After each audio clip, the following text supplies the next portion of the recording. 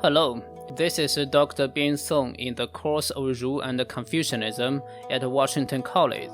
The first unit of our course starts from explaining a key concept of Zhuist philosophy, Li, normally translated as ritual or ritual propriety, and its significance for us to understand the name of the tradition, Zhu. If we look into some earlier forms of the character Zhu, it looks like a utensil holding jade or other rarities. Quite visibly, the origin of the term Li pertains to religious ceremonies by which people follow customs and utilize the facilities to express their pious feelings towards ancestors and other deities. Therefore, the normal translation of Li, ritual or ritual propriety, is quite literal. However, in the Zhou school, the school that almost single-handedly took charge of inheriting, perfecting, and philosophizing ancient rituals in the context of ancient China, the meaning of Li greatly expands and becomes a unique, hardly translatable concept and perspective to ponder the overall nature of human civilization. Let's read how the classic of rites describes this broad significance of Li. Quote, "The course of the way, human excellence, benevolence, and righteousness cannot be fully carried out without the rules of ritual propriety, nor are training and oral lessons for the rectification of manners complete, nor can the clearing up of quarrels and discriminating in disputes be accomplished, nor can the duties between ruler and minister, high and low, father and son, elder brother and younger be determined, nor can students for office and other learners in serving their teachers have an attachment for them, nor can majesty and dignity be shown in assigning the different places at the court, in the government of the armies, and in discharging the duties of office so as to secure the operation of the laws. Nor can there be the proper sincerity and gravity in presenting the offerings to spiritual beings on occasions of supplication, thanksgiving, and the various sacrifices. Therefore, an exemplary human is respectful and reverent, assiduous in their duties and not going beyond them, retiring and yielding, thus illustrating the principle of ritual propriety. Here, any rule or convention that can lead to the reordering of an aspect of human civilization, such as individual moral self-cultivation, varying human interactions, education, the execution of law, the establishment of political institutions, leadership in army, courts, and other governmental offices, etc., can all be called Li. In my frank opinion, there is really no singular English word which can capture this broad implication of Li. Trying the best that I can, I would like to say Li is any civilizational convention. The philosophical reason why the Zhou school came up with this concept to designate the essential nature of human beings is understandable. Once having evolved with a capacity of using science, symbols, and languages to interact with the world, the relationship of humans to humans and the one between humans and the nature are always mediated. In other words, humans interact with the realm of uncarved realities, the nature, through our interpretations of the meanings of these realities to us, and using a Zhuist term, these human interpretations are constructed by our use of varying Li. For instance, our mind reads people's smiles in different ways, depending upon the culture and societal environment we live in. And furthermore, we also interact with these smiles using postures and expressions fit for our purpose. Natural impulses, such as those raw emotions of wonder, joy, or anger, may play a certain role during this interaction, but they are all embedded in a much more complicated cognitive and emotional process mediated by our interpretations of the meanings of the world. Understood in this perspective, every means to mediate the relationships between humans and nature in a uniquely human way can all be called Li. Therefore, my translation of it, civilizational convention. In the Analects, the book that furnishes the most authentic record called Confucius' Deeds and Sayings. There are plenty of scenarios where Confucius either talked of or actually performed ritual or ritual propriety in the analyzed sense of civilizational conventions. He cared about any knowledge about the sacrificial rituals in temples. He talked of why people in his time needed to mourn for 3 years after their parents' death, and other related topics, such as how to conduct human relationships, what are the best qualities of a state leader, what music is the most appropriate for a certain social occasion, and even how to stand, walk, speak, look, eat, etc. In fact, one of Confucius' self-suggested mission is that because the system of ancient rituals in his time were collapsing and music was decaying, so that he would try his best to learn, discover, and even redesign the best rituals fit for his time, and then he would teach and propagate these ideal rituals so as to recover social order and lay a solid foundation for the sustainable development of civilization. He called the entire body of these ancient rituals as a civilization, Wen, and was quite confident to assert that the destiny of this civilization is on his shoulder. In extreme difficult situations, such as when he almost got murdered by political opponents during his exile, he relied upon this deep sense of mission and responsibility to strengthen his will of life and eventually survive the distress. However, a legitimate question for us to understand Confucius' mission is that since he was a learner and advocate of ancient rituals, where would these ancient rituals come from? If he was the most respected teacher in the Zhou tradition, who has built the first private school to pass on ancient civilization to later generations, whom did he learn from? In the past several units of this course, we discussed Yao and Shun, these ancient sage kings who had accomplished great deeds for Confucius to admire, but they lived thousands of years before Confucius, and Confucius' admiration of them cannot be converted into solid knowledge of their times. So just like Americans who quite often invoke their founding fathers to make their contemporary moral and political cases, Confucius looked into the founding fathers of the dynasty he lived in, the Zhou dynasty, which had already endured about 500 years before Confucius. Among all these founding fathers of Zhou dynasty, one figure, the Duke of Zhou, whose name is Dan, stands prominently, and he turned out to be the most impactful figure on Confucius' learning and teaching. Let's read several sayings in the Analects to understand this lineage of wisdom that Confucius tried to continue.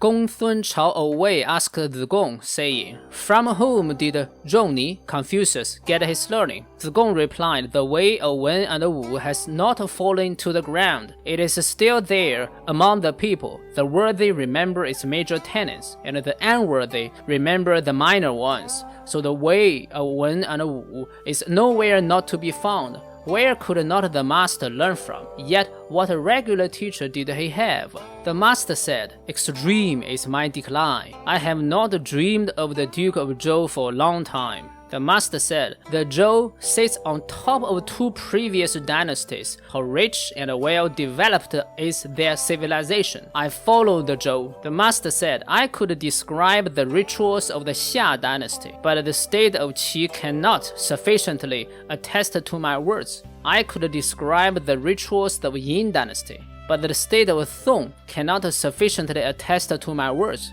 This is because these states have inadequate records and worthies. If those were sufficient, I could adduce them in support of my words." The master said, "The Yin dynasty followed the rituals of the Xia, and wherein it took from or added to them may be known. The Zhou dynasty followed the rituals of the Yin, and wherein it took from or added to them may be known. Should there be a successor of the Zhou, even if it happens 100 generations from now, its affairs may be known." In the first 2 quotes, Confucius and his students indicated the origin of Confucius' learning. It is the way of Wen and Wu and the teaching of Duke of Zhou. These 3 mentioned figures, King Wen, who is the father of the other 2, King Wu, the elder brother, and the Duke of Zhou, are 3 most important founding fathers of the Zhou dynasty. Among the three, Duke of Zhou's role is the most significant since Confucius dreamed him all the time. And the last three quotes speak to the three major reasons why Confucius took the ritual system of Zhou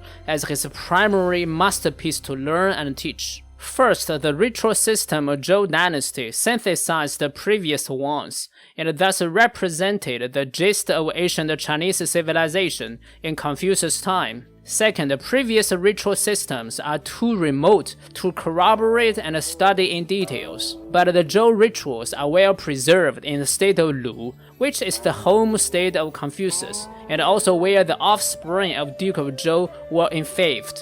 Third, the ritual system of Zhou dynasty represents the principles of human civilization that Confucius believes are eternal and everlasting, so that any future generations, as long as they aspire to a sustainable civilization, still need to learn them. Since Duke of Zhou was so important for Confucius' learning, in the remaining part of this unit, we will focus upon his personality, deeds, and his accomplishment in making rituals and composing music, to eventually lead to Confucius' admiration. As indicated by the required readings regarding the personality and the political accomplishments of Duke of Zhou, there were several major points to be honored by Confucius and later Ru scholars. First, he helped his father, King Wen, and his brother King Wu to overthrow the last king in Shang dynasty and justify the conquest using a very new political theory. The legitimacy of rulership consists in the virtues of the rulers,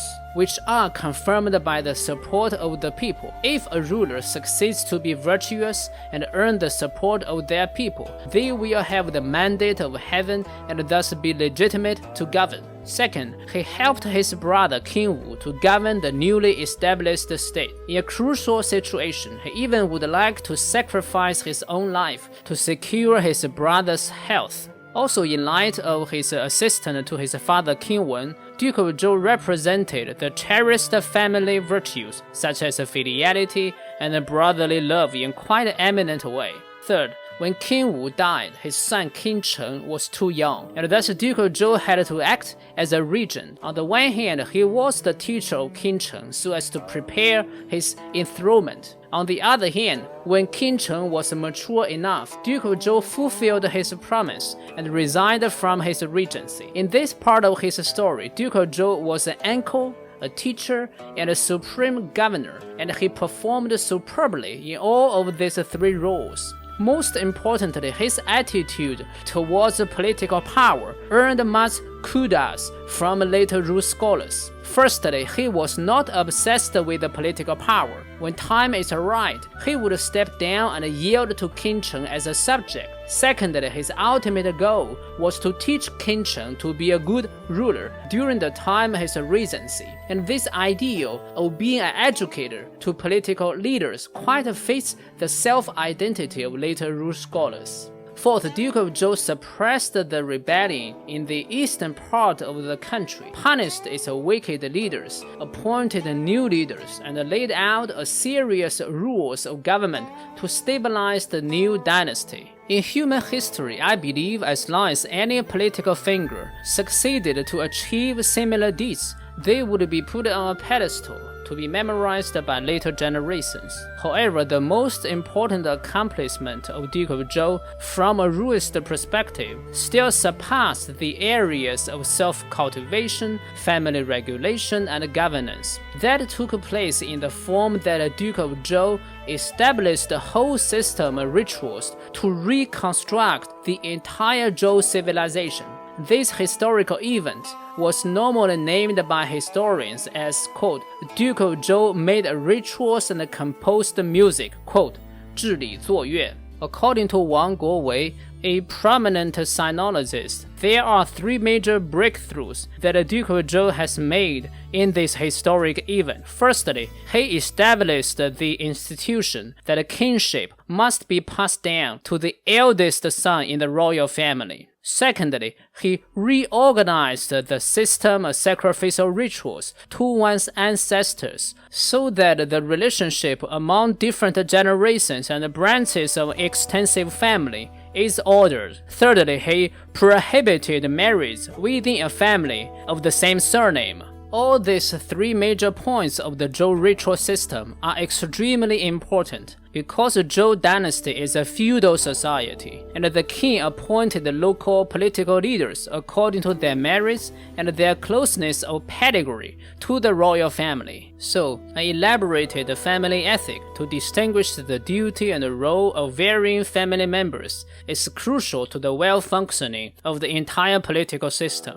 On the other hand, the Duke of Zhou designed other aspects of the ritual system, such as about how to recruit able people to fill the government posts, how to distinguish offices, and how to hold many civil and religious ceremonies, etc. Underlying all these concrete ritual arrangements of the newly established dynasty, there are several major principles that Confucius admired and believed can guide human civilization for future generations. Firstly, the purpose of ritual performance is to cultivate people's virtues so as to bring order to society. Although the blessing of deities and the divine power of heaven were thought of as important, Duke of Zhou prioritized the role of humans in securing the blessing. In other words, in order to earn the divine support, humans needed to primarily dedicate themselves to cultivating virtues through performing rituals. This spirit of humanism was continually developed